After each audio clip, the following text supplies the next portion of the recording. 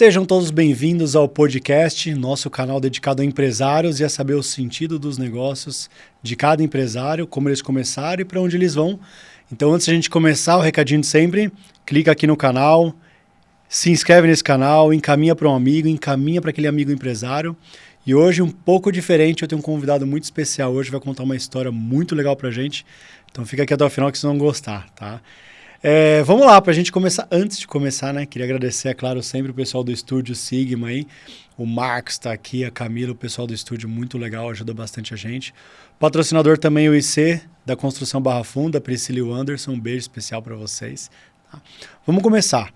Vamos começar com ele, Luiz. Ele vai se apresentar, ele tem uma história aí de professor, filósofo, tá entrando para a área da política. Tem muita história aqui que eu prefiro falar, não quero nem apresentar. Deixa você se apresentar, quero saber um pouco de você. Luiz, bom dia, né, oficialmente. E conta pra gente um pouco quem é o Luiz. Bom dia, Vitor. Obrigado pelo convite. Fico muito feliz de poder estar aqui conversando com você, falando um pouquinho da minha vida, da minha história. Muito obrigado pela oportunidade. Obrigado a toda a equipe aqui do Sigma. Fico à disposição. O Luiz, eu sou uma pessoa comum, né? Eu acho que eu sou um de vocês, sou um de nós. Eu sou um filho, né, de pais nordestinos, como a maior parte das pessoas da nossa cidade. Hoje eu estou com 28 anos. Sou formado em filosofia, estou fazendo pós em política e relações internacionais. A minha vida, a minha caminhada, praticamente toda ela foi dentro da igreja, né? Primeiro por uma necessidade pessoal de encontrar sentido, de encontrar respostas, e depois isso vai se ajustando dentro de mim. Eu falei, opa, é isso aqui que eu quero ajudar também.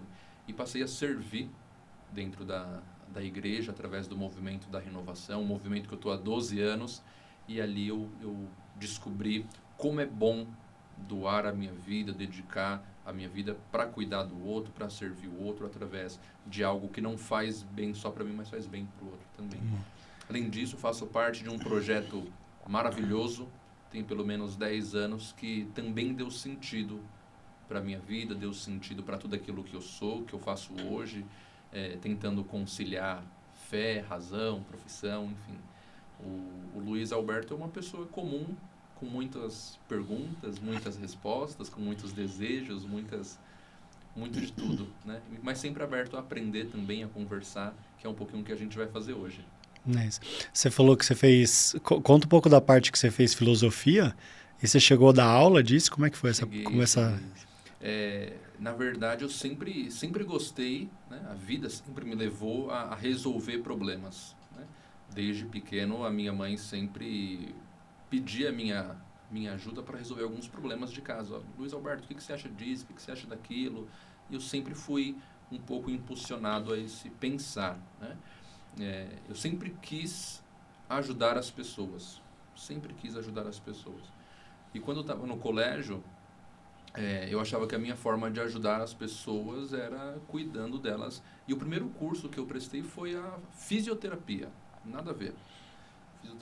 Foi a primeira coisa que eu pensei. Você falou cuidar das pessoas, por que ele vai fazer filosofia e não uma área da humanas, né? Eu fui para fisioterapia. Da saúde, né? Prestei, só que não passei.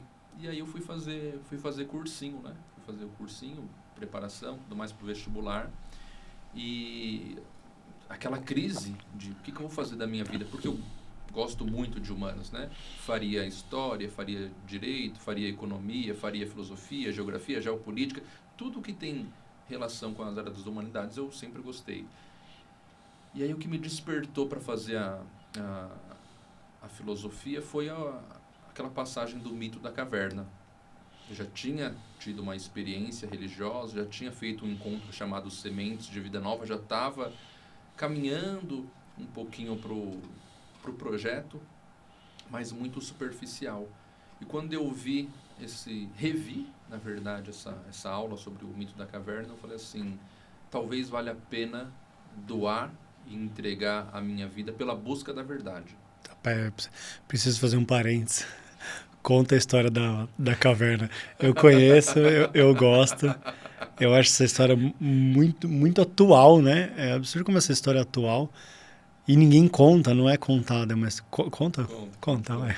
A alegoria da caverna, o mito da caverna, ela vai contar a história de uma pessoa, né, que estava dentro de uma caverna, aprisionada, e ela virada para a parede, ela via sempre as sombras passando, né?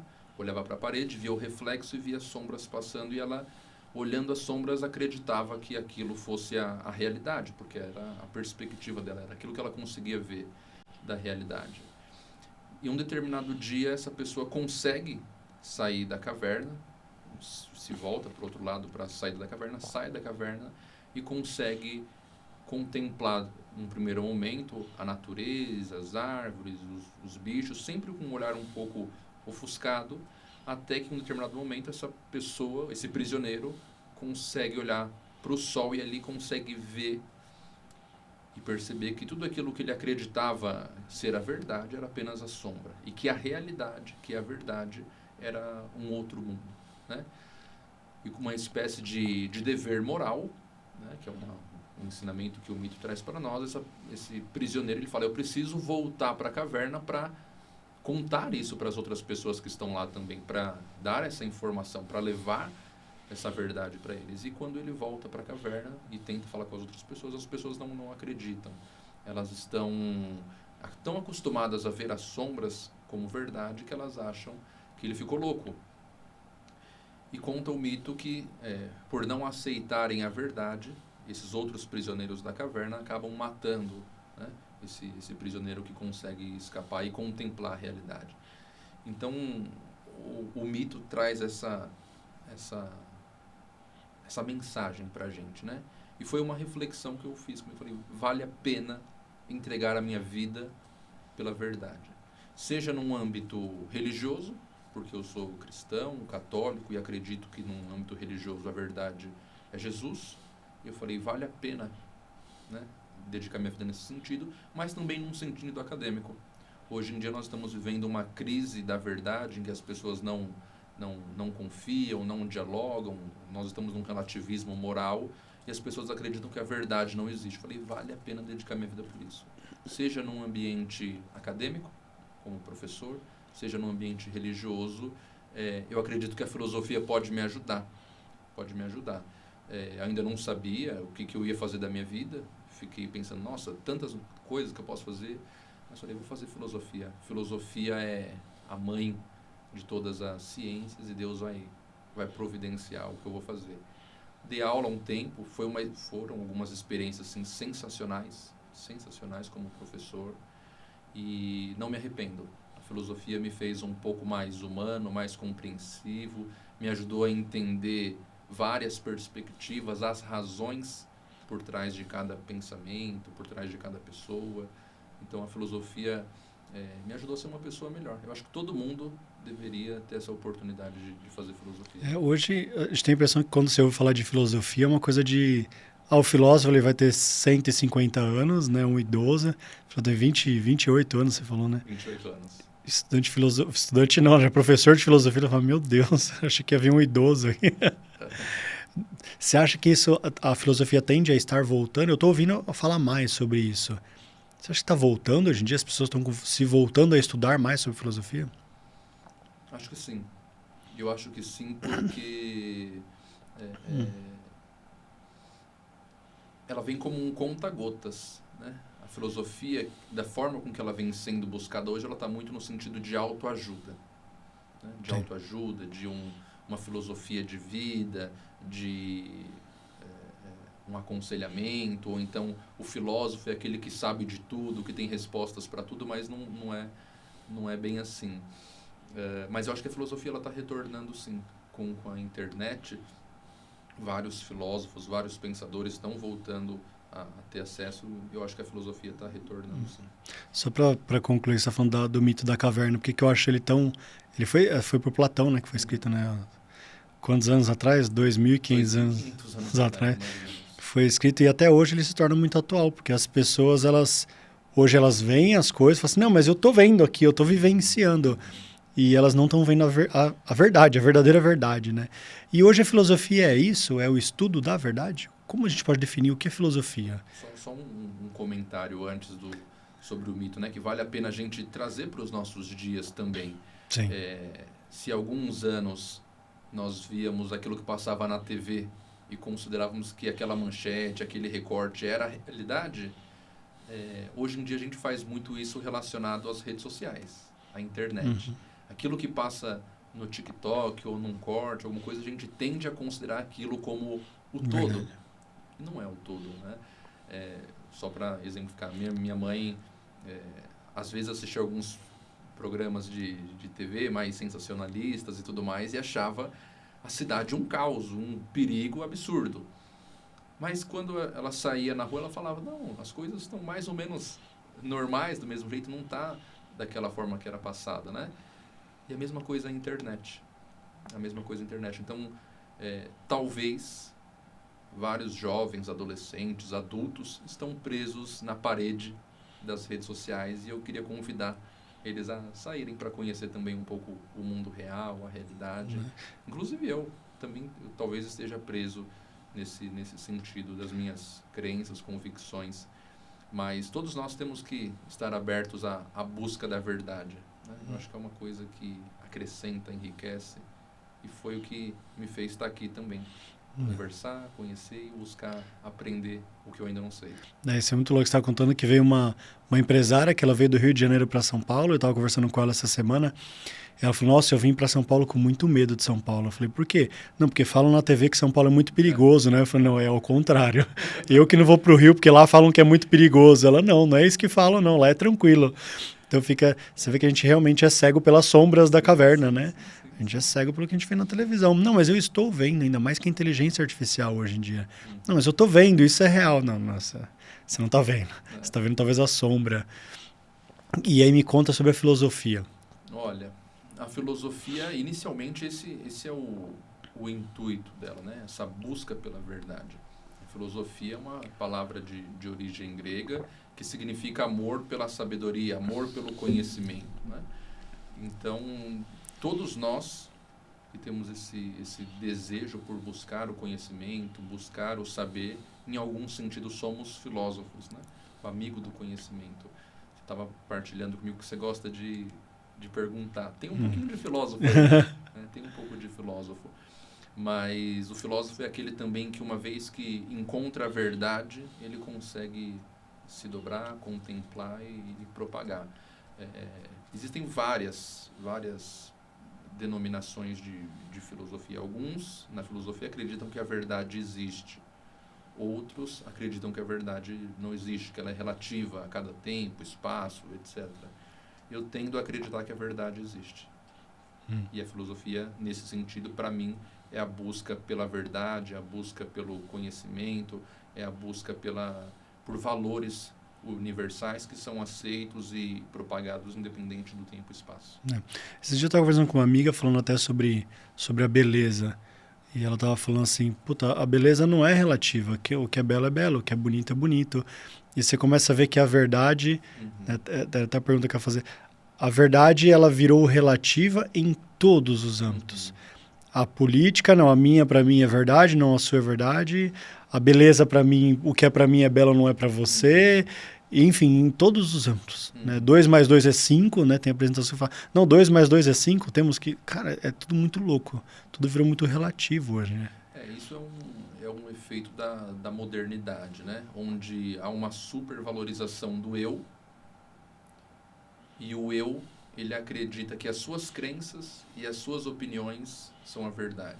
É diferente quando eu digo assim, essa é a minha opinião. Pode ser que seja verdade ou não. Agora, quando eu falo, essa é a minha verdade, eu tendo a relativizar. A verdade é uma só. Né? Agora, você pode ter uma opinião sobre uma determinada coisa, uma determinada pessoa, que não corresponda à realidade. O Aristóteles fala isso, que a verdade é a adequação do intelecto à realidade. Eu posso estar aqui e estou falando assim, olha, nós aqui agora é à noite. Não, eu sei que não corresponde à realidade. Corresponde ao período que nós estamos aqui, período da manhã e etc. Então, essa crise da verdade tem relação também com essa dificuldade de percepção da realidade, essa supervalorização do eu, em que as pessoas na modernidade, agora, nessa época que nós vivemos, tendem a considerar que elas mesmas são as donas, as senhoras, os senhores da razão, e que a minha opinião, a minha crença é a verdade absoluta. E na maior parte das vezes a nossa crença é só um ponto de vista, né? A nossa vista de um ponto. E a gente tende a ter uma visão muito reducionista, muito limitada. A nossa visão, na maior parte das vezes, não é católica. Católico significa universal, aquele que consegue visualizar o todo, visualizar as partes e pensar num comum, né? A nossa visão é pouco católica, é pouco universal, é muito fragmentada, faz parte da nossa cultura moderna e contemporânea. Você está falando de católico, tem alguma coisa a ver a religião com a filosofia? Elas se complementam, elas são convergentes? Como que... São João Paulo II vai dizer para a gente que a fé e a razão são as duas asas que nos levam ao conhecimento de Deus, ao conhecimento da verdade. Eu acredito que elas são complementares, né? E esse é um dos motivos que fez com que eu desse os passos que eu estou dando, né? A minha vida toda foi dentro da igreja e eu aprendi ali a amar o próximo, a servir o próximo, a dedicar a minha vida e ser um bom cristão, né? Isso foi o que eu aprendi com a fé, a servir o outro, a amar o próximo. E quando eu fui fazer a filosofia, com esse desejo de compreender um pouco mais as coisas, também ajudar as pessoas, parece que uma coisa não batia com a outra. Falava, gente, o que eu aprendi na igreja não tem nada a ver com os discursos no centro acadêmico, com o que os professores falam.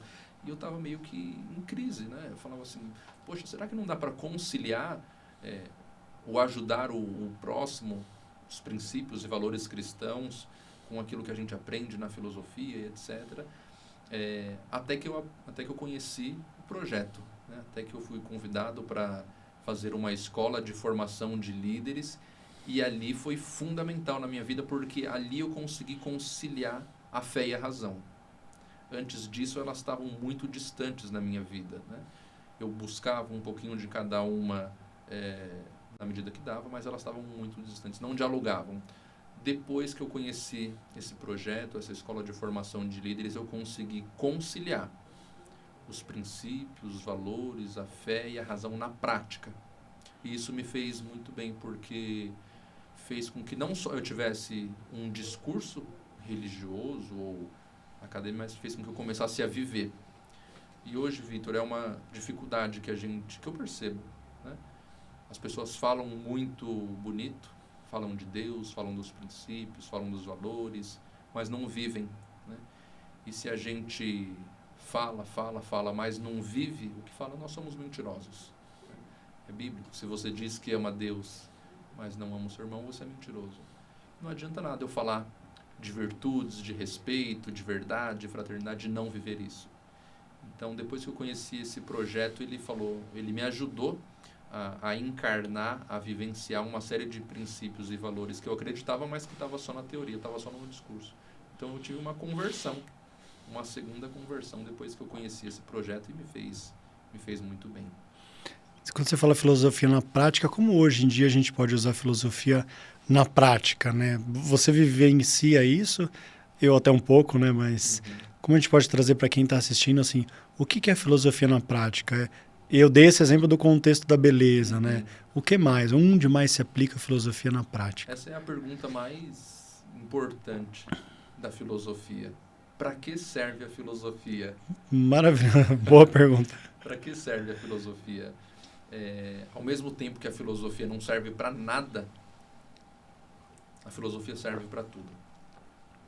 A filosofia é aquele alicerce que passa por toda a sociedade, por todas as ciências, só que ninguém percebe. Se nós vamos falar de direito, nós precisamos falar do que é a justiça. E quem define o que é a justiça é a filosofia. Se nós vamos para a área da saúde, nós queremos saber o que é a vida. E quem define o que é a vida é a filosofia. Se nós vamos para a arte, nós queremos saber o que é o belo, o que é a beleza, o que é a harmonia. E quem define isso também é a filosofia. Se nós vamos para a religião, nós queremos saber quem é Deus ou o que é Deus. Num certo sentido, a filosofia também dá essa ferramenta. Se nós vamos para a política, nós queremos saber o que é o bem comum. E quem fala o que é o bem comum também é a filosofia. Então, a filosofia é aquela ciência que alimenta todas as outras, mas que às vezes ela passa despercebida. A filosofia serve para tudo. Para ser um bom filho, um bom pai, um bom profissional, um bom aluno, um bom cidadão, um bom profissional. Quando a gente vai falar de ética, estamos falando de filosofia. Moral, estamos falando de filosofia. Quando vamos para a filosofia da ciência, estamos falando de filosofia. Então eu vou causar na pergunta aqui. Não seria mais importante ter filosofia nas escolas do que ideologia de gênero? Sem dúvida. Seria mais útil? Sem dúvida, sem dúvida. Eu sou suspeito para falar porque eu sou formado em filosofia, então eu acho a matéria mais importante de todas. Mas eu concordo com você. É mais importante você incentivar o pensamento, a reflexão, a formação humana, do que alguns princípios e valores que são contrários àquilo que a gente acredita e que estão tentando ser inseridos nas escolas. Isso que você fala é muito importante, Vitor, porque é uma questão que tem me preocupado muito. Ano que vem é o ano da revisão do Plano Municipal de Educação, em que vai ser discutido novamente toda essa questão da inserção da terminologia de ideologia de gênero nas escolas. E isso não é só uma decisão filosófica, mas também é uma decisão política. É uma decisão política. E nós, cristãos, somos muito desorganizados ou desarticulados nesse sentido. A gente tem parado de influenciar na sociedade, cada vez mais estamos passando a ser influenciados. E se a maior parte da população se diz cristã, desacreditar nesses valores e princípios, não faz sentido você aceitar que algumas ideologias como essa, que são contrárias ao que a maior parte da população pensa, seja inserido na grade curricular, né? Então, nós precisamos rever alguns conceitos nossos, e isso não diz respeito a desrespeitar ninguém. Mas existem algumas matérias que têm que ser priorizadas na educação. E eu acho que ensinar ideologia de gênero ou questões nesse aspecto não compete ao ambiente escolar. Eu acho que talvez a gente nunca vai ouvir falar que teve filosofias nas escolas, né? Ou talvez um projeto para colocar isso de volta, né? Não sei. A filosofia, às vezes ela vai, às vezes ela volta, às vezes ela vai, às vezes ela volta, sempre por decisão política. E aqui quero falar um pouquinho de filosofia política nesse aspecto, né? A política é uma das maiores formas de caridade de se fazer o bem. As principais decisões da nossa sociedade são tomadas na política. O que nós vamos aprender na escola, se vai ter saneamento ou não vai ter, o que nós vamos comer, né? Se a rua vai ser recapeada ou não. Tudo isso são decisões políticas. A gente tende a acreditar, ou pelo que a gente vê, que a política é guerra, que a política é ficar brigando nas redes sociais, que a política é ficar dando cadeirada, mas isso não é política. Isso é a destruição da política. A política é o diálogo. A política é a busca pelo bem comum, a busca por aquilo que é mais justo, que é mais benéfico para todos, né? E hoje nós não temos vivenciado isso. Por isso, várias pessoas têm desacreditado da política, têm perdido a esperança em relação à política, têm se ausentado mesmo desse processo tão importante. O Papa tem uma fala que diz assim: a política está como está porque os cristãos não se envolvem nela com um espírito evangélico, né? Será que nós vamos fazer como Pilatos e lavar as mãos? Foi nesse sentido que eu falei assim, está na hora de sair da indiferença. Não basta que eu seja um bom cristão apenas na minha paróquia, no meu grupo de oração. Não basta que eu seja um bom professor. Talvez eu preciso fazer algo a mais, né? E essa inquietação depois foi sendo alimentada por outras razões também, que fez com que eu deixasse meu nome à disposição num projeto que eu faço parte e que me candidatasse, né, como vereador aqui na nossa cidade de São Paulo, porque se nós não fizermos nada, a tendência é que as coisas só piorem. Eu sinto que você está falando das pessoas se afastarem da política, e é verdade, porque no meio, né, no meio empresarial, no dia a dia, né, vamos dizer assim, no dia a dia, político, não presta, é bandido. Você acha que isso te preocupou quando você entrou? Com medo de perder amigos ou da imagem? Preocupou num primeiro momento porque, como eu falei, eu estou há 12 anos na renovação carismática. Sempre busquei ter uma vida coerente com os princípios, os valores, aquilo que eu acredito. E assim, depois que você decide tomar uma decisão como essa, as pessoas começam, nossa, ele era um menino tão bom, né? Nossa, ele dedicou a vida da igreja, virou corrupto agora. As pessoas têm essa visão distorcida da política. Só que eu percebi também que era vaidade minha. Se eu ficar me preocupando mais com a minha imagem e aquilo que as pessoas vão dizer de mim e não fazer o que tem que ser feito, independente das opiniões, eu não posso ser tão mesquinho assim. Eu conversei com algumas pessoas e eu vi que eu estava sendo vaidoso. Eu quero ter uma imagem e eu não quero que ninguém fale nada de mim. É vaidade. Porque eu sei o que eu vivo, sei o que eu acredito, e eu sei que os mesmos princípios e valores e formação e a base familiar que eu tive antes é a mesma que tenho. Então não é porque eu entrei para a política que esses princípios vão mudar. Pelo contrário, estou dando esse passo para promover, incentivar e levar esses princípios a mais pessoas. Porque a política é um instrumento de fazer o bem. É um instrumento de convencimento, de diálogo. E é através da política que a gente pode mudar a nossa sociedade. Você acha que é proposital o fato de as pessoas deturparem tanto a imagem da política / político, no sentido de, se eu falo que todo mundo é bandido, ninguém entra, logo eu fico? Claro. É proposital? É claro, é uma estratégia, né? Na política só tem bandido, ladrão, corrupto. Eu não sou bandido, ladrão, corrupto, logo eu não vou querer fazer parte da política. E aí sempre ficam os mesmos lá. Mas não acaba sendo uma fraqueza pessoal? Uma falta de fortaleza, da virtude da fortaleza? Se lá só tem bandido, eu não entro porque eu não sou. Cara, não deveria ser forte o suficiente para falar, eu vou entrar e vou mudar? Eu sei que seria, uma utopia, quer dizer que eu vou entrar na política e mudar o mundo, mas pelo menos fazendo a sua parte, né? Sim. Nós estamos numa crise do cristianismo. Os cristãos não são mais cristãos. O Reinaldo Augusto, que é o fundador do nosso projeto, ele sempre diz assim, ser líder é ser cristão. E nós não somos cristãos, porque a gente tem medo de ir para esses ambientes e os outros mudarem a gente. Quando, na verdade, eram os cristãos que iam para as realidades mais difíceis, na certeza de que ele é que iria mudar os outros. Os cristãos, os primeiros cristãos, eles iam para as realidades mais difíceis, sabendo que às vezes iam morrer, porque acreditavam num ideal, em nosso Senhor Jesus Cristo, e iam com o intuito de convencer o outro. Eles eram líderes. Hoje nós estamos num processo inverso. Eu não vou para a universidade, eu não vou para a política, eu não vou para onde quer que seja, porque eu tenho medo que os outros me convençam.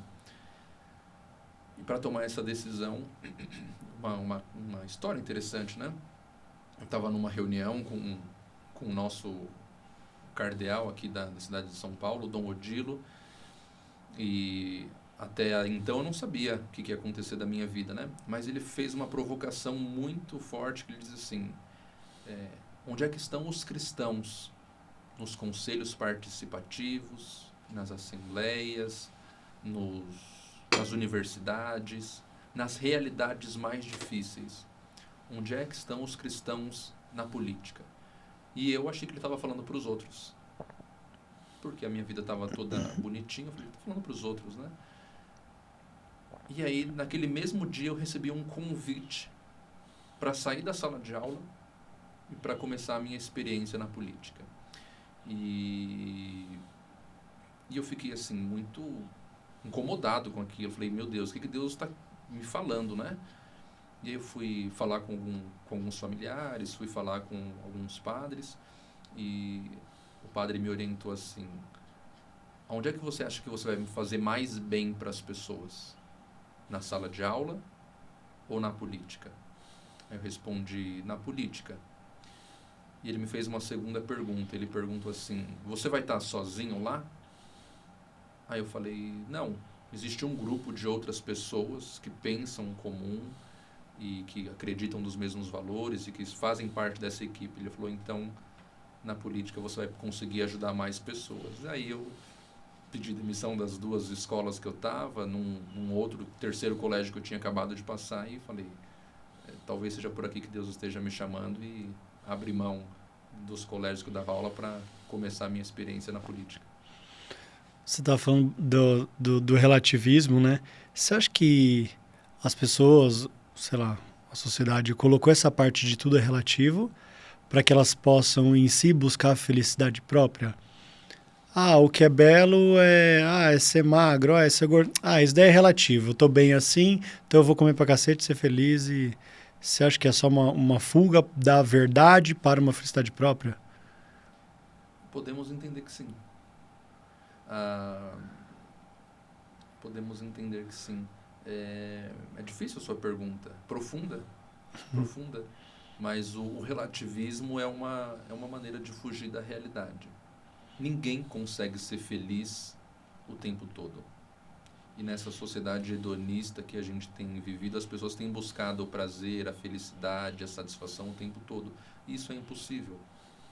E as filosofias que prometem isso, quem promete isso, mente. Mente. Na verdade, a felicidade, ela está no dia a dia. A felicidade, ela está nas coisas simples, né?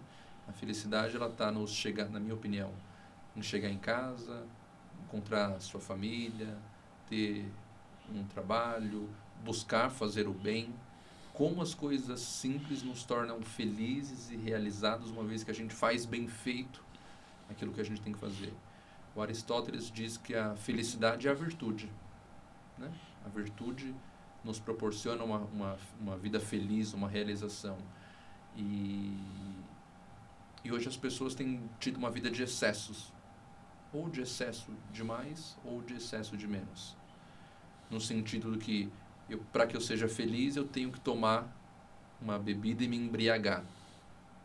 Eu acho que eu vou ser feliz assim, no excesso. Ou eu vou ser feliz se eu não tomar nada. Quando, na verdade, a felicidade está no equilíbrio. Está numa justa medida, né? Numa realização. Talvez para que eu alcance a felicidade, eu preciso beber meio copo. Já o Vitor, 2 garrafas. Cada pessoa, ela tem uma medida para a realização pessoal. E aí que entra o sentido. Talvez um vai se realizar dando aula, o outro sendo médico, o outro dedicando sua vida para Deus, o outro num podcast, o outro abrindo uma empresa. E aí que entra o sentido, né? E a realização. A felicidade, ela é fazer bem feito o que tem que ser feito. Cada um na sua vida. Você acha que as pessoas estão buscando hoje em dia a felicidade própria além do bem comum, que é o que você está falando? Meio que não interessa o outro, meio que não interessa a sociedade, o importante é eu ser feliz e cada um cuide da sua vida. Sim. É uma cultura que a gente tem vivido do individualismo, do egoísmo. Eu busco apenas o meu bem pessoal, o meu bem próprio, e não me preocupo mais com o bem de todos, o bem comum. Só que, na verdade, isso não realiza, isso frustra o ser humano. O ser humano é um ser que foi criado para viver em comunidade, que foi criado para se relacionar com o outro. Lógico que a gente vai ter as nossas divergências, as nossas limitações, mas na medida em que eu me isolo, na medida em que eu me fecho, eu não consigo ser feliz, eu me frustro. Daí o aumento de pessoas com ansiedade, suicídio, depressão. Isso tem muito a ver com o nosso individualismo, com o nosso egoísmo. Tem uma passagem bíblica que diz assim: há mais alegria em dar do que em receber. Quem teve a experiência, a oportunidade de doar a sua vida, seja num projeto social, seja cuidando de uma família, seja numa tarefa, sabe a realização e a felicidade que isso dá. Agora, aquela pessoa que só busca o seu próprio interesse, que só busca as suas coisas, ela se frustra. Ela se frustra porque o ser humano não foi criado para ser autorreferente. Ele foi criado para transcender, para ir além dele mesmo. Então, eu acredito que muito das doenças que nós temos hoje na nossa sociedade tem relação com esse individualismo, com essa busca apenas da própria felicidade. Quando a gente busca a felicidade de todos, do bem comum, a gente começa a fazer política. Por isso também que nós estamos numa crise de políticos, porque as pessoas mais buscam o seu próprio bem do que o bem comum. O melhor exemplo que eu vi sobre esse assunto foi até quando o cara falava do copo, né? Se o copo servir para a própria felicidade, ele ficaria sequinho dentro da gaveta do armário, ou seja, não serve para nada. Só que a função dele é se doar. A caneta, a função da caneta é se esgotar, né? Quanto mais pessoas usam, mais ela se esgota. E aí ela estaria assim em sua plenitude. Trazendo isso para o que você está falando, você sente que o político deveria ter, no mínimo, essa cabeça, ou que você está entrando com esse tipo de pensamento de se esgotar e se doar e deixar a sua felicidade de lado para um bem comum? Sem dúvida. O Reinaldo, que é o líder do nosso projeto, ele falou assim, quando eu liguei para ele para perguntar, ele falou assim, política é sofrimento. Política é renúncia de si. Política é abrir mão do seu conforto, da sua família, dos seus sonhos, da sua vida, para se doar, para resolver a família dos outros, o problema dos outros, problemas que não são propriamente seus. Você está preparado? Você aceita essa missão? E eu acho que isso é uma missão nobre. Uma missão nobre. Nós precisamos de mais pessoas que se preocupem com o bem comum, não apenas com o bem próprio. É importante cuidar do meu bem próprio? Sim, mas mais que isso, é preciso que as pessoas de bem comecem a se unir em boas instituições, em bons projetos, para que mais pessoas comecem a pensar no bem comum. Porque não é o Luiz sozinho que vai encontrar todas as respostas para a sociedade. Agora, quando eu consigo unir o Luiz, o Vitor, os nossos amigos que estão em casa, os professores, toda a sociedade, aí a gente consegue pensar no bem comum. O bem comum, o professor César Saldanha vai dizer que o bem comum é o bem de todos naquilo que todos temos em comum.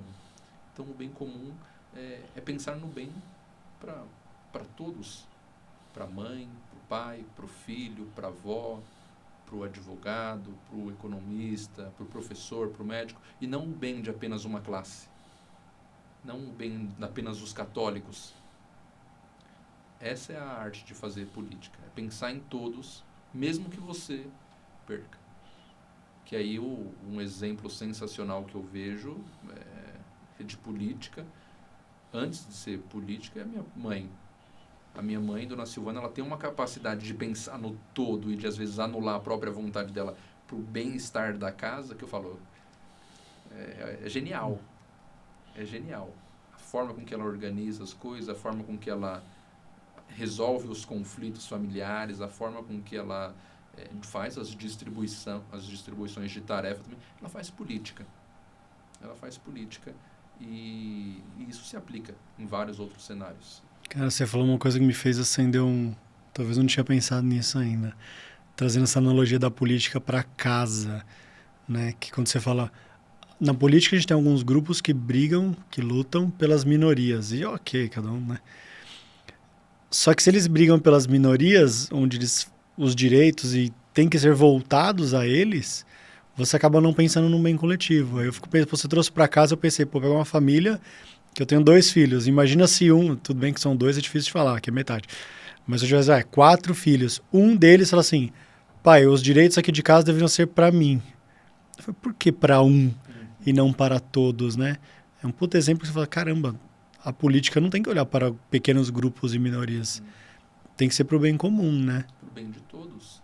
E nesse sentido, Vitor, a gente tem começado a pensar, a entender, e essa é uma das preocupações que eu tenho, de pensar a política através da perspectiva familiar. Em que sentido? Quando a gente consegue fazer isso, a gente alcança o bem comum, o bem de todos. Porque, da mesma forma que a gente não começa a construir uma casa pelo teto, a gente começa pela base, pelo alicerce, na política é a mesma coisa. Na política é a mesma coisa. A gente tem muitas coisas que precisam ser melhoradas, que precisam ser refeitas, etc. Mas se a gente descuidar da base, a política não para de pé. E a base da sociedade é a família. Só que quando a gente cuida da família, a gente cuida do católico, do evangélico, do espírita, do branco, do negro, do pobre, do rico, da família que tem 4 filhos, da família que tem 5, da família que tem 1, da família que não tem nenhum. A gente cuida do bebê, do casal, do idoso. Quando a gente olha a política através dessa perspectiva familiar, e é isso um pouco que eu e o nosso grupo temos pensado, a gente começa a alcançar o bem comum. Porque o palmeirense, o corintiano, o são paulino, quem vota em A, quem vota... Todo mundo tem família. E todo mundo quer o bem da família no final do dia. Então, promover políticas que fortaleçam os vínculos familiares, isso ajuda você a alcançar o bem comum de uma forma mais rápida, mais eficaz, mais efetiva, mais barata também. Tem um estudo que fala que para cada R$1 que você investe no fortalecimento da família, você economiza outros 10 em políticas paliativas. Então, cuidar da base é uma prevenção que você começa a reverter um ciclo vicioso. Para você ter noção, eu sou professor. E era impressionante que na sala de aula, os melhores alunos eram aqueles alunos que tinham um acompanhamento familiar. O professor pode ser o melhor. Se a família não acompanhar o aluno, dificilmente o aluno vai ter um bom desenvolvimento. Mas não se aplica só no ambiente escolar. Na minha paróquia eu dava catequese, crisma, etc. Se a família não acompanha o filho na vida da fé, ele vai fazer a catequese, o crisma e depois vai embora da igreja. A família é a chave que nós temos para transformar não só a nossa cidade, mas também o nosso país. Pensar no bem da família é pensar no bem da cidade e é pensar no bem comum. E aí onde está acontecendo a destruição, porque você vê os pais saindo de casa e voltando lá no começo da conversa, buscando a felicidade, as mulheres querendo se separar, buscando a felicidade, sem se preocupar com os filhos, com a construção da família. E as pessoas buscam cada vez mais esse prazer próprio, a felicidade, muito além do bem comum. Que o bem comum, nesse caso, falando de família. Que, por sinal, foi lá onde a gente se conheceu, né? Onde você estava cuidando daquele projeto de fortalecimento de vínculos familiares, Exato, não é? Exato. Como é que foi esse projeto? Olha, só um comentário em relação a isso. As famílias não sabem mais ser família. Nós podemos ver isso dentro das igrejas. Até família virou relativo, né? Até o conceito de família está relativo hoje em dia, né? O que é família, segundo a filosofia? Pronto. Pergunta complexa. Respondo daqui a pouco. Mas as famílias não sabem ser famílias, o Vitor. Por incrível que pareça, antes você começava uma família querendo fazer o outro feliz. Hoje você começa uma família querendo que você seja feliz. Então você não está disposto a abrir mão de uma série de coisas. Você está buscando a sua própria felicidade. E aí a família já começa errado. Isso no âmbito religioso, mas também num âmbito político, que foi onde nós nos conhecemos, num fórum, nós começamos a entender que vários dos problemas e desafios da nossa sociedade, todos eles têm relação com a fragilização dos vínculos familiares. Se nós vamos falar de gravidez precoce, de drogadição, de abuso infantil, evasão escolar, abandono do idoso, violência doméstica, aumento de criminalidade, sexualização de crianças, se nós vamos tratar alguns problemas psicológicos, como pensamentos suicidas, ansiedade, às vezes depressão, tudo isso tem relação com a fragilização da família. Tudo isso tem relação com essa fragilização. Então, veja como a crise familiar ela tem um impacto tremendo na sociedade e a gente não percebe. Desculpa te cortar, mas eu gostei do que você falou, assim, o impacto de não se ter uma família, não ter uma família causa um impacto. Não, suicídio. Como assim na prática? Assim, o que acontece? Eu não tenho uma família estruturada, eu tenho problema com vício, com droga. Por quê? Qual é a relação? Eu vou dar o meu exemplo pessoal. Eu sou filho de pais separados. Meus pais se separaram quando eu tinha 13 anos. E eu sei a falta que um pai faz na educação de um filho. Graças a Deus, a minha mãe conseguiu, por dar uma educação um pouco mais rígida, um pouco mais religiosa, me direcionar para Deus. E ela, assim, uma mulher extraordinária, criou 5 filhos, todos longe do crime, das drogas, etc. Mas vários amigos meus, de realidades semelhantes, por uma ausência de estrutura familiar, estão presos, mortos no crime, etc. Tem alguns estudos que vêm sendo realizados nos últimos anos que mostram que uma família mais autoritária, ela ajuda, né, ou a criança tem um maior risco de desenvolver ansiedade, suicídio e dependência química, né? Uma família mais negligente, isso tem um impacto acadêmico na vida dos filhos. 70% das famílias que são negligentes, os filhos não terminam o ensino médio. Problemas com excesso de internet também são características de famílias negligentes. Hoje, uma nova forma de educar é o pai e a mãe deixar a criança o tempo todo com o celular. Por quê? Porque o pai não quer sentar com o filho, dialogar com ele, ouvir. Então, é mais fácil, é mais cômodo você deixar o celular com a criança. Então, o pai e a mãe, volta aquela coisa, não quer se sacrificar para ver a realização do filho, ele está buscando só a própria felicidade e deixa o filho com o celular. E aí você tem uma série de outros impactos, né? A Unifesp, né, fez um estudo recente sobre um programa que nós podemos falar, o programa Famílias Fortes, que é algumas formações, algumas oficinas que as famílias recebem nas escolas municipais, em algumas cidades vizinhas. E a Unifesp começou a acompanhar e os estudos mostram que essas famílias que realizaram esses programas tiveram uma redução de até 60% no nível de negligência. 80% dessas famílias, né, não expõem mais os filhos em situações de embriaguez, de violência, etc. Então, com pequenas práticas de orientação, de formação, como que nós podemos dizer, de práticas parentais, isso tem melhorado o desempenho acadêmico, comportamentos agressivos, a participação dos pais na vida dos filhos, e isso tem revertido, né? Hoje, Osasco é considerada a cidade da família. Por quê? Porque há 4, 5 anos começaram a ser implementadas uma série de políticas públicas para fortalecer as famílias. É isso que nós queremos fazer aqui em São Paulo também.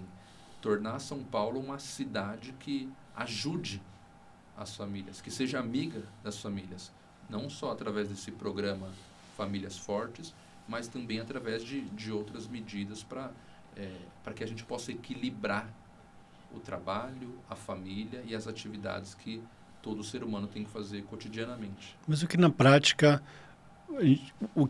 pode fazer para fortalecer esses vínculos, assim, que trabalho que se faz para fortalecer uma família? Na minha cabeça, isso não é algo que tem que ser feito na base, ou seja, colocar na escola, e algo que demora 20, 30 anos para a criança já crescer sabendo o que é um contexto de família, para ter uma família fortalecida, ou dá para fazer algo mais na prática? Porque você falou de Osasco, demorou 4, 5 anos, é tão rápido. Sim. Assim. Osasco já vinha com algumas políticas nesse sentido, mas recentemente foi implementado em Osasco a Secretaria da Família, Cidadania e Segurança Alimentar, que em menos de um ano já alcançou quase 2.000 famílias, e tem realizado um trabalho extraordinário nas escolas municipais. Essas 2.000 famílias têm vivenciado na prática, experimentado na prática, como ser família. Isso é uma coisa que você pode começar nas escolas. Mas não só isso. Fortalecer a família, Vitor, quando você cuida do idoso ou da criança, você também está cuidando da família. Só para você ter uma noção, 50% das famílias no nosso país são formadas ou só por pai ou só por mãe. Não tem quase nada sendo pensado para essa família monoparental para auxiliar essa mãe, acompanhar a atividade escolar do filho, levar ele no médico e ter um equilíbrio de trabalho, né? Parece que o trabalho é contra a família. Tem um outro estudo que fala que 47, 48% das mães, depois de terem os filhos, são mandadas embora do trabalho. Qual que é a mensagem que essa empresa passa para a família? Você não pode ter filho. Você não pode ter filho. Então nós temos uma série de coisas que estão sendo pensadas, né? E articuladas desde coisas pequenas, na concepção da vida, até o cuidado com o idoso. O idoso hoje na nossa cidade, ele cuida do filho, cuida do neto e depois a própria família vira as costas para ele. E ele fica abandonado num asilo ou fica abandonado numa casa sem ter o convívio familiar. Então, com pequenas medidas, com pequenas orientações, com pequenos cuidados, você ajuda a família a ser família e a reverter esse processo. Você pode começar na escola, você pode começar nas igrejas, você pode começar nas associações, nas empresas. Por quê? Porque a família está inserida em todos esses lugares. Todos esses lugares a família está inserida. Eu vejo que as pessoas construíram essa família relativa, esse conceito, qualquer conceito de família, não em busca de uma liberdade, mas querendo dizer, eu sou livre, eu faço o que eu quero, né? Buscando talvez uma liberdade, uma libertinagem. Você sente que as pessoas hoje em dia elas são livres tendo esse tipo de atitude? Não, são escravas. Trazendo o contexto da filosofia. São escravas. O que é essa liberdade? A liberdade é a responsabilidade. Eu sou livre na medida em que eu sou responsável. Eu não sou livre para voar, porque a minha própria natureza de ser humano limita. O meu corpo não me dá o mesmo corpo, a fisionomia de um pássaro, né? Eu não sou livre para voar, eu não sou livre para nadar como um peixe ou correr como um leão, um cavalo, que seja. O que nós, seres humanos, temos de natural que nos diferencia dos outros animais? A capacidade de pensar e de raciocinar. Na medida em que eu uso a minha razão para entender os limites, as regras, os combinados, os prazos, aí eu passo a ser responsável. Eu sou livre, entre aspas, para comer tudo o que eu quiser. Eu posso comer tudo o que eu quiser. Só que eu também tenho que aceitar as consequências desse meu ato. Se eu quero ser só livre para fazer, mas não aceito as consequências, eu não tô livre. Eu não sou livre. Então a liberdade ela está muito relacionada à responsabilidade e às consequências, né? E hoje em dia as pessoas não querem as consequências. Não querem as consequências. Não quer a consequência de assumir uma família, não quer a consequência de cometer um erro, não quer a consequência de... Até as pessoas que engravidam e querem abortar, não assumir a consequência do próprio ato sexual, né? Exato. Acaba sendo uma consequência. É uma infantilização, é uma imaturidade.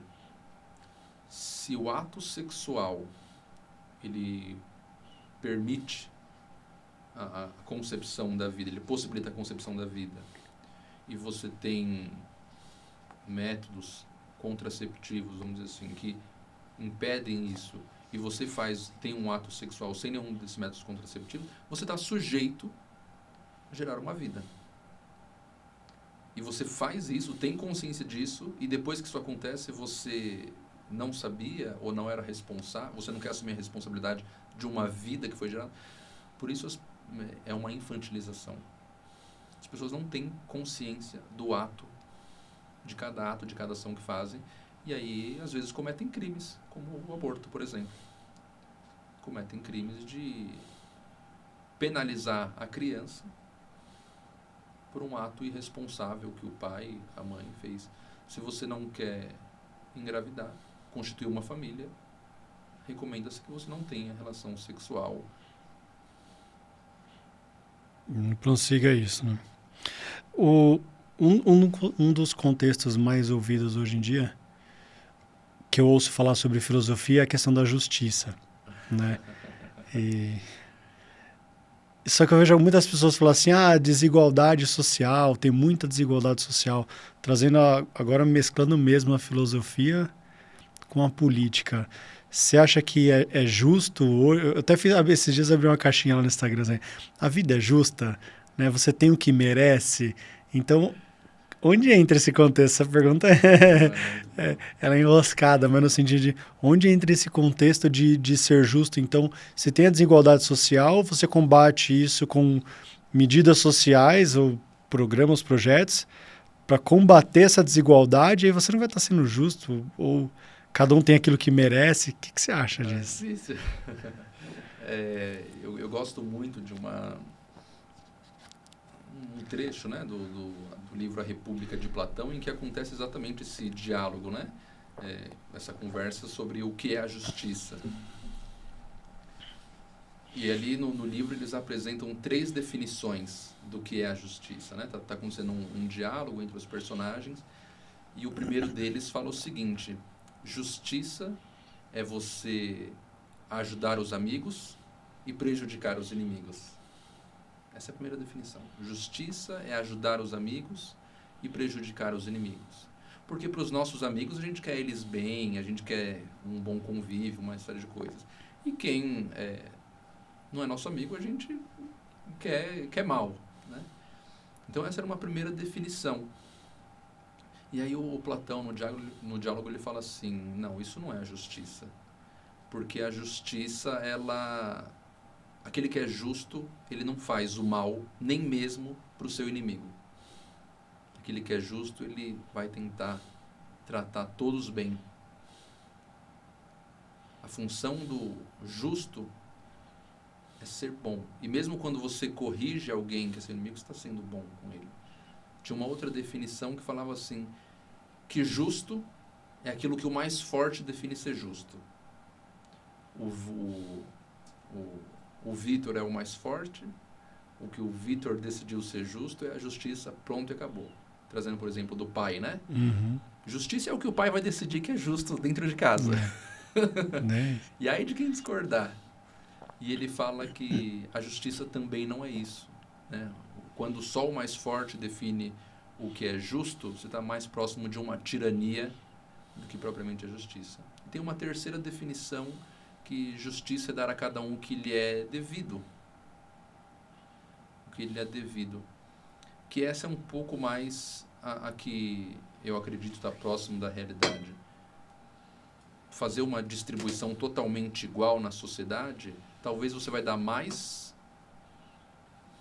para uns e menos para outros, não é bem isso, mas para uma pessoa que não precisa nada, você vai estar dando um tanto. Para uma outra pessoa que precisa um pouco mais, você vai estar dando menos do que ela precisa.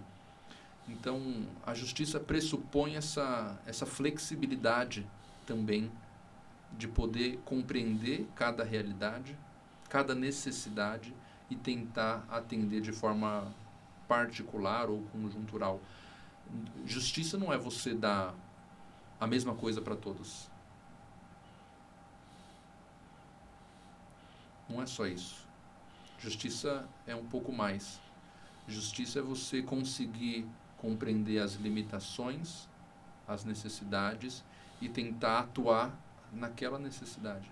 E não colocar uma régua que trata todo mundo como se fosse igual, como se as necessidades, os desejos, os anseios fossem iguais. Isso está longe de ser justiça. Isso está mais próximo de um autoritarismo, de outras ideologias do que de justiça. Quase um socialismo aí, né? Podemos dizer. Por isso que o contexto de justiça, dar aquilo que a cada um quer de direito, eu acho que acaba sendo mais justo, até quando você olha para aquele que precisa mais, né? Sim. Você fala assim, devemos ser todos iguais. Será? Você pega uma família que tem uma criança com síndrome de Down, você não pode tratar todos os filhos iguais. Sim. Tem que dar mais a esse filho que exige mais atenção. Lá em casa nós somos em 5. E a gente brigava para ver quem era o filho favorito. Acho que toda a família, né? E normalmente aquele filho que recebia mais atenção era aquele filho que mais precisava, né? Aquele filho que mais necessitava de atenção, de algum cuidado, etc. Por isso que eu disse, minha mãe era uma excelente política, porque ela sabia dar atenção para cada filho conforme a necessidade de cada um. Aquele que não precisava tanto, ela deixava mais solto. Aquele que precisava mais, ela dava uma atenção um pouco maior. Então, ela foi uma mãe justa, podemos dizer assim. Você acha que a rede social veio deturpando esse conceito de ética, valores, princípios, virtudes? Ou isso é algo que já vem se degradando há algum tempo? Já vem se degradando, só que a rede social potencializou. A rede social, ela conectou e deu visibilidade para essa crise ética, moral, crise da verdade, crise familiar que a gente vem vivendo. Ela explicitou aquilo que já acontecia na sociedade e a gente não percebia. A rede social, alguns acreditam que é uma terra sem lei, onde nós podemos dizer tudo o que queremos, que pensamos, etc., e que isso não vai ter nenhuma consequência. Vai. Depende das regras da rede social, depende agora também do que quem está no controle da justiça diz que pode ou que não pode. Então, eu sou livre para dizer o que eu quero, mas também isso vai ter consequências. Algumas consequências são injustas, outras justas. É uma seara bem complexa para ser... Porque é um problema novo. O problema das redes sociais é um problema que 20 anos é recente, 10 anos é um problema recente. Problemas que você não tinha antes. O que eu posso dizer nas redes sociais? Posso dizer tudo? Não posso dizer tudo? Eu posso ofender alguém? Não posso ofender alguém? Posso incentivar um crime? Não posso? O que é liberdade de expressão? Aí a gente volta para aquela pergunta que você fez no começo. Para que serve a filosofia? Para a gente pensar o que é liberdade de expressão, por exemplo. O que é liberdade de expressão? Já que você falou, eu posso falar... Às vezes eu penso exatamente isso na internet. Eu posso falar o que eu quero? Porque muitas vezes eu quero falar e as pessoas falam, Vitor, é bom você não entrar nessa, não. Eu falei, mas por quê? Não, porque não é politicamente correto. Eu falei, mas eu só tô falando minha opinião, não tô maltratando ninguém. Porque às vezes fala assim, eu não tô te xingando, velho, só tô falando que eu não concordo ou que eu acho errado. O que é, então? Já entraram nesse... Não, os filósofos... Primeira vez. Não, mas os filósofos já debateram isso? Já acompanhou alguém? Algum filósofo que você admira, que teve essa... Quem que é o filósofo que você admira hoje? Você fala, cara, esse cara é minha referência de filósofo. Esse cara, se ele... pode ser alguém vivo ou morto, que você pudesse estar na sua frente, agora você conversaria com ele e debateria a liberdade de expressão. Eu tenderia a ficar com os clássicos, Santo Agostinho, São Tomás de Aquino. Eu acho que eu tenderia a isso, né? Eu conversaria com vários. Mas as minhas referências de formação foram mais os clássicos. Estudei bastante Platão, Aristóteles, Santo Agostinho, São Tomás de Aquino, Cícero. São os que eu mais me afeiçoei nesse sentido. Mas eu não... A nível de... Eu sempre gostei mais da filosofia política, a filosofia da comunicação. Eu fiz poucas coisas, eu não sei. Tem linhas da filosofia? Opa. Tipo, filosofia é filosofia em sua verdade ou cada um tem uma linha de filosofia? Tem vários segmentos na filosofia e cada autor, às vezes, tem uma ou várias, né? Tem filosofia da ciência, filosofia da lógica, filosofia da arte, filosofia política, filosofia moral, filosofia da religião, metafísica. Tem várias, né? E às vezes um autor, ele tem todos esses segmentos no seu pensamento, né? Nas suas obras. Eu sempre gostei mais da filosofia política. Não era tão bom em lógica. Filosofia ética e moral eu gostava bastante. Filosofia da comunicação não era tão chegada, mas a filosofia tem muitos segmentos. Quem que fala aquela frase lá? A internet deu voz aos idiotas? Era do Olavo, não? Ah, pode ter sido. Deve ter sido lá para Pode falar ter desse sido. jeito. Pode ter Eu sido. vejo que a internet deu voz aos idiotas, né? E gente que não tinha opinião nenhuma, que você fala no dia a dia que a pessoa não sabe nem falar o nome direito, mas na internet ela é um leão, né? E aí, trazendo para esse contexto da política, da filosofia, você vê que a gente já não sabe mais o que é verdade. Porque você vê um mané idiota, né? A voz dos idiotas, falando tanta coisa na internet, as pessoas acreditam e esse conceito da verdade está cada vez se perdendo mais, né? Sim. Isso é um problema. Isso é um problema. Quando a gente começa a supervalorizar o ser humano se coloca na obrigação de ter todas as respostas. Se coloca no lugar de Deus. E aí ele passa a querer responder tudo. Duas coisas, né? Eu aprendi isso com a filosofia, mas também no trabalho. Não é demérito nenhum falar, eu não sei. Eu não sei. Eu não sei te responder isso. E aí que entra, às vezes, aquele jogo de enrolação. Eu vou falar qualquer coisa para tentar convencer, para tentar enganar. E aí, os mais radicais falam qualquer coisa e tendem a considerar isso como uma verdade. Né? Tendem a considerar que é a opinião ferrenha e quem discorda. Mas a filosofia, essa busca da verdade, ela pressupõe uma humildade e uma comprovação também, né? Uma comprovação.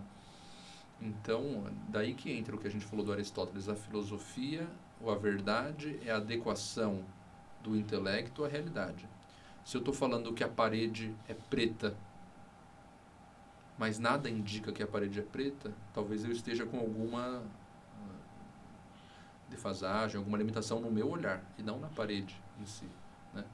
Então, quando a gente começa a perceber a realidade, as leis da natureza, o relacionamento humano, a gente começa a aceitar e a entender que, eu não sei tudo. Não sei tudo. Eu não preciso saber tudo. Por isso que, o que os outros disseram a respeito disso, né? Tem uma parte do Luiz que eu consigo ver. Tem uma parte de mim que eu não consigo ver. Talvez o Vitor fale assim, Luiz, você não canta bem. E eu acho que eu sou a melhor pessoa para cantar. Eu não canto, tá? Só para ficar claro. Só que se eu não tenho humildade de aceitar essa verdade sobre mim, eu vou achar que você é meu inimigo. Que você está falando isso porque você quer meu mal, que você tem inveja de mim. E aí que entra a importância da gente ter uma fraternidade, um ambiente de convívio em que a gente possa falar a verdade um para o outro, ou pelo menos a nossa percepção a respeito de um comportamento. Eu acho que muito dessa questão da verdade tem a ver também com a forma com que a gente fala.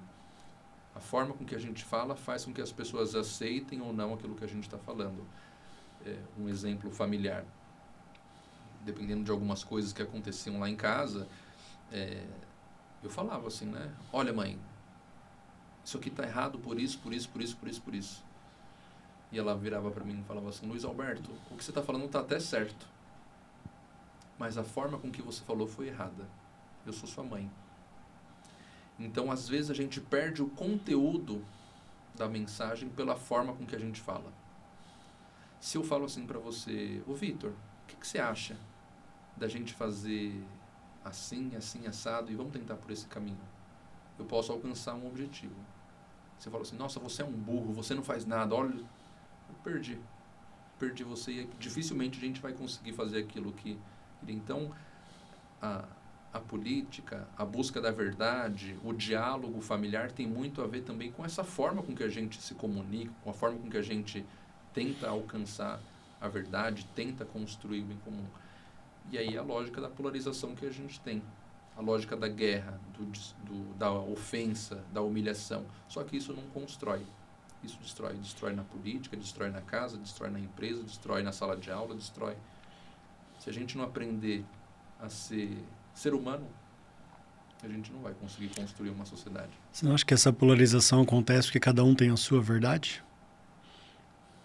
E, na verdade, a gente está querendo convencer de que o outro, de que a verdade é minha, é a verdadeira? É uma vaidade, né? A gente tem opiniões que a gente considera como Verdade, porque não existe a minha verdade, a sua verdade. Ou eu tô certo ou você tá certo. A verdade é uma. A verdade é uma. Ou eu tenho um ponto de...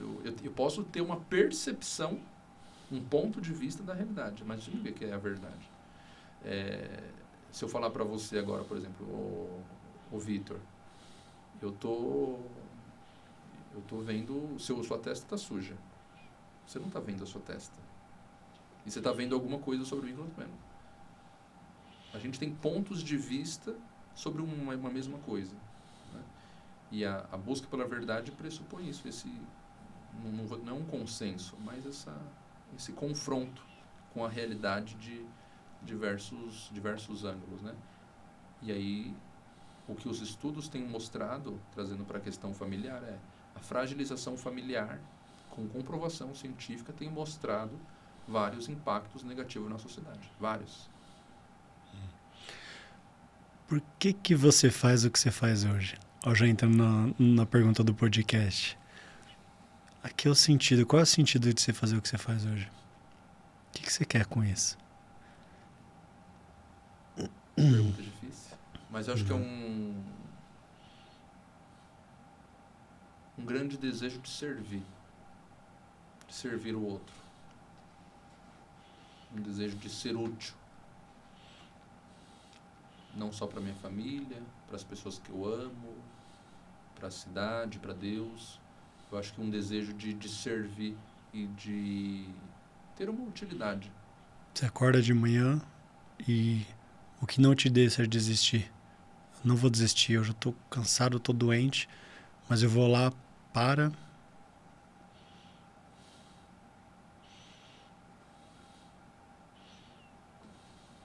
Eu acho que a esperança de que a vida das pessoas pode ser melhor. Não basta que a minha vida seja melhor. É possível construir uma vida melhor para mais pessoas. Eu acho que é isso que motiva e faz com que a gente acorde cada dia para fazer o que tem que ser feito. Mesmo com sono.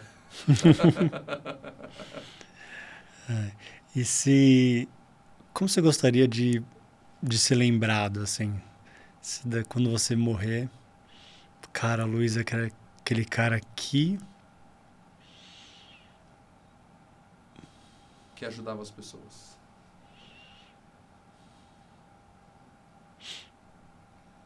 Esse é o seu princípio, aquilo que você vai, cara, independente de qualquer coisa, É o exemplo que eu tive da minha mãe. A minha mãe, ela fazia comer 10 onde dava para comer 5. Ela sempre ajudou todo mundo. Fazia mágica, né? Sempre ajudou todo mundo. Que eu aprendi dentro de casa, que eu aprendi na religião, que eu aprendi na minha formação, que eu aprendi no projeto. Eu nasci para servir. eu brinco, é claro que eu já sabia quem eu trouxe de convidado, né? Mas eu brinco que eu só trago convidados com um propósito. Né? O dia que alguém sentar aqui e falar assim, por que você faz o que você faz? Ah, é porque eu quero ganhar meu dinheiro, eu quero ser feliz. Eu falei, caguei. Curioso. Acho que você não sabia disso. Eu nasci dia 4 de outubro, dia de São Francisco. E a oração de São Francisco fala assim: Senhor, fazei de mim um instrumento de vossa paz. Onde houver ódio, que eu leve o amor, e continua. Eu não pedi para nascer dia 4 de outubro. Né? Eu não pedi para nascer. Foi algo que a vida me deu, que Deus me deu. E eu rezo pedindo isso, que Deus me leve para ser o que precisa ser em cada ambiente. Às vezes eu vou precisar ser um amigo, às vezes eu vou precisar ser um pai, às vezes eu vou precisar fazer uma brincadeira, às vezes eu vou precisar ser mais duro. Eu quero ser o que eu preciso ser onde eu estou. Para onde você vai? Esse agora é o sentido do caminho. Onde você se vê daqui 20 anos? Como você se vê? Casado com a minha família, ou dando aula no ensino superior, ou contribuindo através da política. Mas eu me vejo servindo. Aonde eu não sei, eu sei que eu vou estar servindo. Se você agora tem bastante gente que segue o podcast, assiste, e muitos empresários e não empresários, né? Teve um amigo meu que falou que ele não é empresário, ele acompanha porque ele quer ser um futuro empresário, né? E aí, que recado você daria para eles? O recado é seu, você pode fazer o que você quiser, mas no contexto filosófico, talvez político, para essas pessoas que estão hoje lá trabalhando, sabe? Não desista de você. Não desista da sua família. Não desista do que você acredita e dos seus sonhos. Porque vários filósofos só se tornaram ou foram reconhecidos filósofos depois da morte. Enquanto vivos eram considerados loucos, né? Mas deixaram um grande legado. Se você desistir da sua família, talvez você nunca consiga construir a família. Se você desistir da sua empresa, talvez você nunca consiga construir a empresa. Se você desistir daquela ideia, daquele sonho que você tem, talvez ele nunca vai se tornar realidade. Então, acredite, tenha esperança e vá atrás do que você quer. É isso? É isso. Muito bom. Muito bom, produção. Boa, então eu queria te agradecer. Te agradecer pela presença. Foi muito bom ter você aqui. Eu tava doido para trazer um filósofo aqui para conversar. Então foi muito gostoso. Obrigado por ter vindo. Pelo convite, né? Você tá numa época... Tá numa loucura a sua vida, né? Já tenho até 8 cabelos brancos agora. Tem mais uns 3 compromissos. Hoje eu tava lá fora a agenda, vai ter mais uns 3, 4. Então obrigado por ter vindo, viu? Eu que agradeço o Vitor pelo convite, né? Pela oportunidade de conversar um pouquinho. É um aprendizado para mim poder estar aqui também, poder estar dialogando, e eu fico à disposição para próximas conversas, para outros assuntos, aquilo que a gente puder fazer para contribuir, para servir, eu fico à disposição. Muito obrigado. Obrigado a todo mundo que ficou aqui até o final. Valeu para todo mundo que segue, já se inscreveu no canal. Então quem ainda não se inscreveu, quem assistiu, quem pegou trechos, encaminha. Quem gostou do Luiz, encaminha o podcast para os amigos aí. Quem não gostou, encaminha também para aquele que você não gosta, mas encaminha, se inscreve no canal. E obrigado de novo ao estúdio. Cadê o pessoal que dá tchauzinho? Se não dá tchauzinho, eu não encerro aqui. Não tô vendo. Deram tchauzinho? Deu tchauzinho. Valeu, Marcão, a Camila. Obrigado pelo pessoal do estúdio do Sigma aqui. Valeu a Priscila e o Anderson do IC Barra Funda. Valeu, galera. Ficou até o final. Um beijo e até semana que vem.